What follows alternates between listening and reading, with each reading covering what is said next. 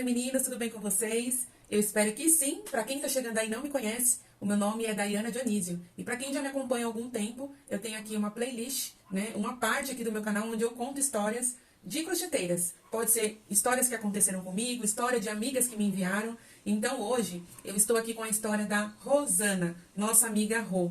Tá? Acredito que você possa conhecer ela. Se você não conhece, quero que você deixe uma mensagem aqui para ela nos comentários. Tá? Então, algumas partes ela colocou para mim escrita e outras foram por áudio. Então eu digitei tudo e agora eu vou ler para vocês essa história linda da Rô, né? Teve muito sofrimento, então assim, para muitos o crochê, ele vem como uma cura, como um refúgio, né? Como esperança, como felicidade. Então Deus, ele nos deu esse dom. Acredito que não foi por acaso. E na nossa vida tudo tem um porquê. Deus tem um propósito para tudo. Então eu vou começar a ler aqui a história da Rô. Vocês escutem com atenção, não pule os anúncios, porque vai estar ajudando aqui o canal, tá bom? Deixe o seu like, não saia sem deixar o seu like, vai me ajudar muito a essa história chegar a outras pessoas e trazer esperança, né? E muitos sentimentos bons. Mesmo tendo sofrimento, tem uma superação aqui, tá? E se você se identificou, deixa aí nos comentários, deixe uma mensagem pra Rô, ela vai amar, tá bom? Lê tudo que está escrito aqui, tenho certeza. Então vamos lá. Tudo bem. Então, eu vou contar um pouco da minha história, tá? Meu nome é Rosana, eu nasci no interior de São Paulo, uma cidadezinha bem pequena chamada Pratânia. Eu estou olhando pra cá, gente, porque eu estou lendo, tá? Aí, quando eu estava com uns 2 anos, a minha mãe foi embora para São Paulo. Aí, fomos vivendo lá. Aí, quando eu estava com 19 anos, o meu pai se suicidou. Enfim, voltando para o interior, né? Antes, eu estava aqui com 10 anos, a minha mãe trabalhava, meu irmão, e a minha mãe trabalhava de enfermeira no hospital à noite. E a vida que a gente morava, a vila que a gente morava era bem perigosa. E eu e meu irmão tinha que ficar sozinho em casa, enfim. Até que uma moça engravidou, os pais dela colocaram ela pra fora de casa, mandaram ela embora. Que em 1975, uma mãe solteira, uma coisa de outro mundo, né? E aí, como era só eu e minha mãe, meu irmão, e minha mãe levou essa moça pra casa, né?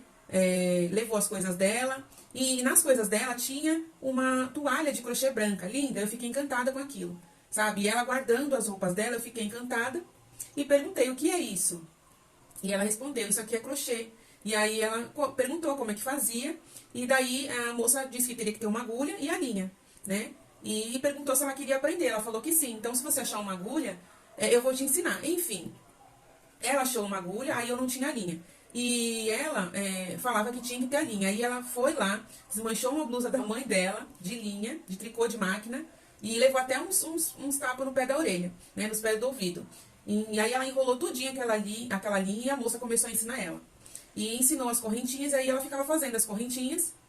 E aí ela diz aqui, a minha mãe ia trabalhar e a moça ia trabalhar. E eu ficava lá até que eu consegui, enfim, fazer uma toalha. Ela me ensinou o básico, só que ela não tinha paciência na época. Eu tinha 12 anos e assim aprendi. Daí fui fazendo, desmanchando. Eu olhava a toalha e eu aprendi a fazer a toalha. E daí eu peguei gosto pela coisa.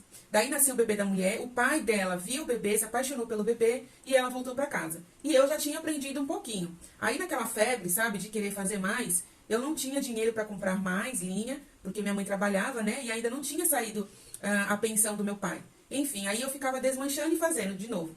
Aí eu comecei a fazer, comecei a cortar uma calça jeans que ela tinha e fiz barrinha, cortei tudo redondinho, bem pouquinho, e fiz um biquinho, mas eu queria mais. Aí falei, o que eu vou fazer nesse paninho? Aí eu peguei, cortei um pano e fiz umas florzinhas, costurei e ficou uma graça. Enfim, e assim eu fui aprendendo sozinha.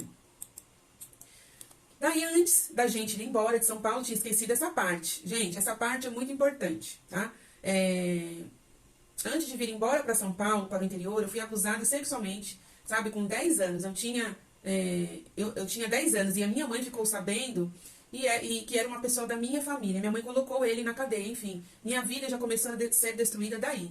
Aí vim embora para cá, para o interior, de novo para Bauru, e daí comecei o crochê. Aí fiquei nessa. E fazia um pouco e parava, fazia um pouco e parava. Aí, quando eu estava com 16 anos, eu conheci um cara e comecei a namorar com ele. Mas só que eu não gostava dele. Namorava ele por dó, sabe? Porque ele era assim, bem pretinho. E ele não era tão feio, mas ele achava que ninguém queria ele. Assim, aí quando eu falava que ia largar dele, ele falava que ia se matar. Eu tinha medo, né? dele se matar e eu ficar com essa culpa. Enfim, fui ficando, até que eu engravidei. E eu já não era mais virgem, né? Porque eu tinha sofrido abuso sexual. Aí engravidei, só que daí eu larguei dele. Eu lembro, assim, que eu entrei numa terça-feira, que eu engravidei numa terça-feira. A primeira vez que a gente ficou, eu engravidei. Quando foi na quinta-feira, ele voltou na minha casa e eu larguei dele. Nunca mais quis voltar. Aí descobri que estava grávida. E aí você sabe, né? 37 anos atrás, isso era coisa de outro mundo. Numa moça solteira ter filho. Aí minha mãe caiu matando em cima, eu fui atrás dele para se casar, mas quando faltava 15 dias para se casar, eu disse que eu não queria e larguei. Enfim, tive minha filha e fui vivendo. E sempre fazendo uma coisinha aqui ou ali de crochê. Até que minha mãe me arrumou um marido, que era uma peste, e, sabe, eu sofri demais. O meu padrasto ficava jogando as coisas na minha cara, né? Às vezes ficava falando de o tanto que eu comia, enfim. Conheci uma pessoa, comecei a namorar ele e fui embora com ele. Minha filha passando necessidade e eles não deixavam eu trabalhar. Fui morar com ele e ele era bom, sabe? Ele era bom, só que de vez em quando ele bebia. E eu não gostava dele, foi uma válvula de escape pra mim sair daquela situação. Eu vivia, eu vivia. Aí fiquei um ano com ele, engravidei do meu filho. Ele mora comigo e já está com 34 anos. Daí fiquei um tempo com ele. Quando meu filho estava com 1 ano, aí eu separei. Separei porque ele começou a ficar violento, chegava bêbado, enfim, separei. E aí logo conheci o meu ex-marido de casamento de 25 anos. E isso já tinha 2 filhos, né, do primeiro relacionamento, que eu falei, e o outro filho do primeiro casamento. Aí me encantei com ele era 2 anos mais novo que eu, na época eu tava com 20 e ele com 18. Sei que sou 2 anos mais velha que ele. E vivi uma vida inteira com ele. E eu já sabia que ele era alcoólatra também. Já logo que eu conheci. Mas eu consegui segurar 23 anos e ele não bebeu. E aí quando foi em 2010, apareceu um tumor no meu pescoço. E eu, assim, sempre fazendo crochê, sabe? Apareceu um tumor e foi diagnosticado como um câncer. Quando eu cheguei para contar ao meu ex-marido, eu contei, ele começou a beber, sabe? Começou a beber, enfim. Em 2011, eu fiz uma cirurgia, comecei meu tratamento, né? Tirei o tumor que estava já com 20 centímetros, enorme. Cirurgia de alto risco, 8 horas de cirurgia. Enfim, graças a Deus, né? Eu tô bem hoje, mas na época eu sofri muito. E quando fez 40 dias que eu estava de cirurgia, meu ex-marido simplesmente chegou bêbado, me viu, deu tchau e me abandonou, foi embora. Daí, eu já trabalhava na prefeitura da minha cidade, né? Trabalhava no departamento de cultura e turismo, e nesse departamento eu fazia de tudo um pouco. Viajava, representava a diretoria, que eu fazia tipo Carnaval, São Paulo, Barretos, onde eu ensinei muita gente, muitas crianças, muitas pessoas, muitas mulheres, que hoje tiram uma renda, né, do crochê, enfim. Aí meu ex-marido foi embora com 40 dias de cirurgia do meu tumor. Do tratamento, fiquei bem. Aí, Daiana, que começou o meu sofrimento maior. Conheci um cara naquele momento de carência, que você passa assim, e o cara fala, nossa, como você é linda, ai, não sei o que, sabe? Você fica apaixonadinha por ele, e aí comecei a ter um relacionamento com ele. Quando as pessoas começaram a saber que eu estava me envolvendo com ele, já começaram a falar que ele não prestava. E eu fui descobrir que o cara, ele era dependente químico, bem depois eu já estava envolvida com ele até o pescoço. Eu amava aquele homem. Aí todo mundo me avisava, minha mãe, todo mundo falando, larga desse cara, e eu não escutei. Aí eu levei em frente e ele resolveu se internar. Se internou, ficou bem um tempo, e eu junto com ele. Aí eu abandonei minha casa, abandonei meus filhos, que hoje já são tudo grande, né? E fui morar com ele. Tá aí. Foi a pior coisa que eu fiz na minha vida. Passou um tempo, ele começou a me espancar. Espancou por 2 vezes e ele quase me matou. E eu não conseguia escapar dele, porque ele não deixava eu falar com ninguém no telefone. Para ir trabalhar, ele me levava na porta me buscar e falava que se ele ligasse para mim durante o horário de trabalho e eu não atendesse, o que acontecia? Ele pegava a moto e até o meu serviço fazia um pampeiro. Fazia um escândalo, né, gente? E aí, uma vez eu tava em reunião, tinha mais de 40 pessoas na sala de reunião, e ele me entrou direto e falava, você não me ligou, você não me atendeu, imagina a minha cara. Até que um dia, quando ele me espancou pela 2ª vez, eu consegui fugir, né? Fui pra casa de uma amiga, fiquei escondida e fui na delegacia da parte dele. Ele foi preso, ele ficou 3 anos preso. E o crochê aí que entrou na minha vida. Eu fui mandada embora do meu serviço por justa causa, por conta desse maldito homem. Fui mandada embora e eu não sabia o que fazer, porque era o único serviço que eu sabia fazer, era o meu trabalho, entendeu?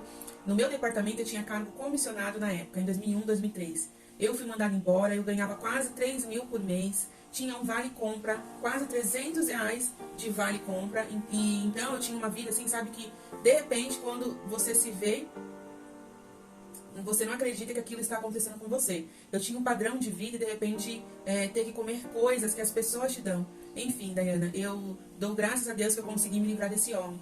Foi um relacionamento abusivo por 7 anos, eu não conseguia sair dele. Porque ele me prendia, me ameaçava, ele ameaçava as pessoas, né? E se as pessoas soubessem, ele acabava com a vida dos meus filhos. E assim, sabe, muitas pessoas falam, mas você apanha do marido e você fica assim porque você quer. E não é bem assim, sabe? Tem vários fatores de uma mulher viver em um relacionamento abusivo. Primeiro porque ela não tem coragem de enfrentar a vida. Então, para ela é cômodo a vida que o homem dá para ela, né? Então, ela não tem coragem de enfrentar.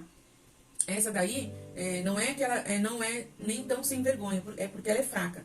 Eu não conseguia me livrar por ameaça, porque ele ameaçava minha família, avisou, ele ameaçava minha família, meus filhos, e porque a minha família me avisou, eu achava que aquilo era um problema meu. Eu fui avisada que ele era um cão, entendeu? E eu fui avisada por muitas pessoas e eu não escutei. Eu estava cega. Enfim, eu achava que merecia estar vivendo aquela vida lá que eu estava vivendo, porque muitas pessoas me avisou e eu sofri demais. Eu já sofri demais, sabe? Hoje eu estou falando com você, mas tempos atrás eu falava e eu não conseguia falar porque eu começava a chorar. Agora tem horas que dá uma embargada na voz quando eu tô falando disso, assim. Foi muitas marcas que esse homem deixou na minha vida. Ele destruiu a minha vida, porque a partir do momento que eu perdi meu emprego, eu perdi a minha saúde também, porque essa fibromialgia, ela vem de problemas emocionais e é irreversível.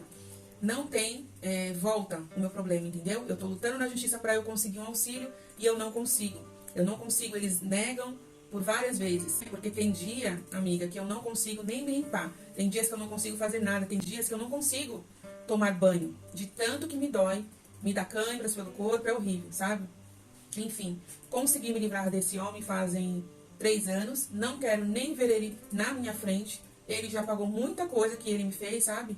Muita coisa Deus me deu a oportunidade de ver com os meus olhos, ele pagando. Os maus tratos que ele fez comigo, eu já vi com os meus olhos ele pagando, graças a Deus, eu me livrei. E agora que entra o crochê. Há 3 anos atrás eu falei, o que eu vou fazer da minha vida?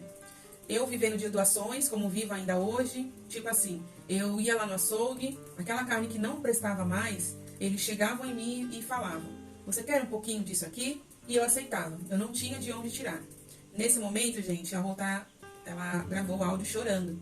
E assim, aquelas pessoas que um dia eu ajudei quando eu tinha, que se dizia meus amigos, quando íamos para a balada e ia curtir, me abandonaram.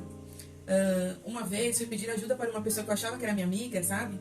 E sabe o que ela falou? Vai pedir ajuda para o seu ex lá, aquele nóia, aquele vagabundo. Então eu não peço ajuda para ninguém, sabe? Principalmente minha família, não os meus filhos. Mas até minha mãe, meus irmãos, eles falam, você tinha uma vida boa, se envolveu com aquele traste lá, agora se vira. Então às vezes eu passo necessidade, mas eu não peço.